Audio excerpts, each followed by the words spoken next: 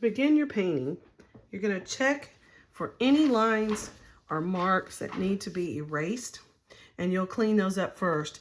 The only color that's going to be an issue is going to be yellow.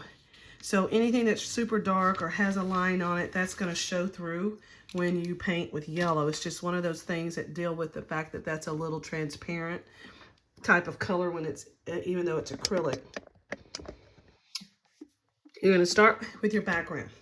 Now you may have a painting that has lines in it, and so that works a little bit differently, but it's still considered the background versus your subject. You're going to paint that first. Or you could have some kind of complicated design that's going on, and again, you're going to start in the background and you're going to work your way through your shapes. Or you may have something that's got a pattern of shapes and you may be painting those. So you're still starting in the background and you're still going to paint the same way as you do it. So you'll start with your color, and you're going to need newspaper because you're going to be working till the edge, and then you're just going to paint. Keep it in one direction while you're working. And just remember that you can turn your paper if you need to, because I always work in different ways with depending on what I'm working on or how my paper is. And the square brushes that you have are they'll draw lines if you paint with them correctly. I always call this pulling, because you're pulling the brush to you or pulling the brush with your paint. So if you will pull to you, it just gives you a little bit more control. And you're going to have three sizes. You're going to have your large, the medium, and the small brush. And you will use the brush that fits that space. You're also, when you get into your lettering, are going to have the script brushes, the liner brushes that are the green handle ones, and they're going to help you get into those little detail areas.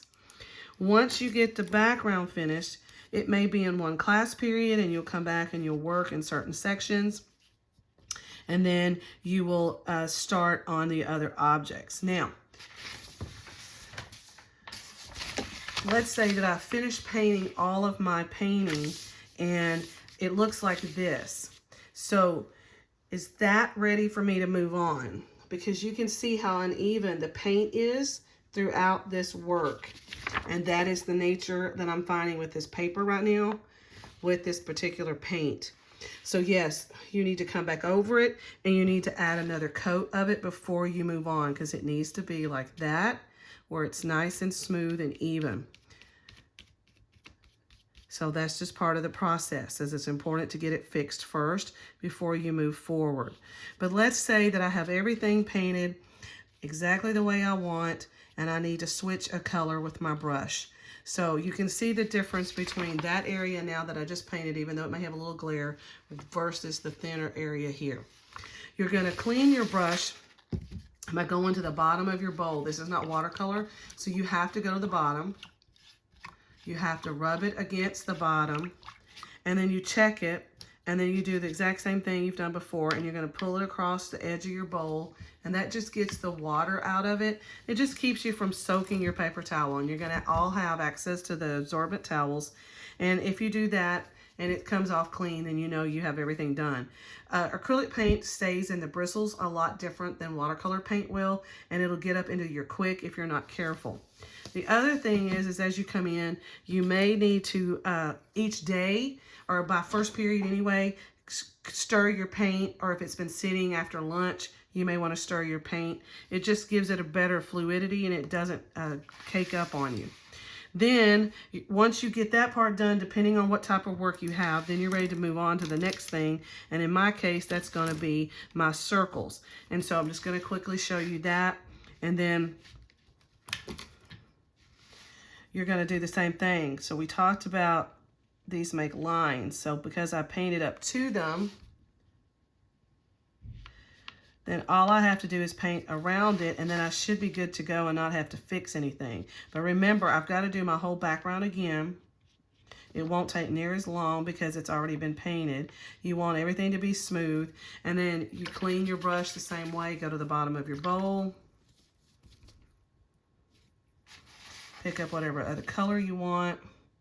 And try not to paint where you're painting like that with your brush. You want it to always be flat. And this is another color that's coming out a little more transparent than it should be. So it means I'm going to have to do a second coat. And unfortunately, that's just the nature of some of your paints. So it's a good lesson to figure out that sometimes that's what we have to do. So again, because you painted up to your spaces for those that have shapes or lines that have open areas, then all you do is just come in and paint, and then you are covering all that up, and everything is good. Once that's done, then you move to your object. And most of you have some kind of object that again has probably some lettering or something on it. Same process. You're going to start painting the background first.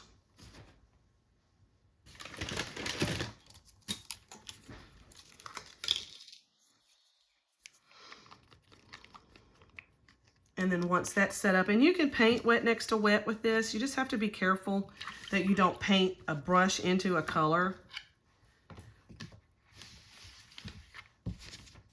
And then you just do the same thing. You're going to paint the area first, and then once that's completed, you'll come back. And again, because you did your background first, then it's going to make a nice line for you and make your object look like it's actually sitting in your space on your composition. And then once that is set up, then you would come in and you're going to work with whatever other areas that you want next.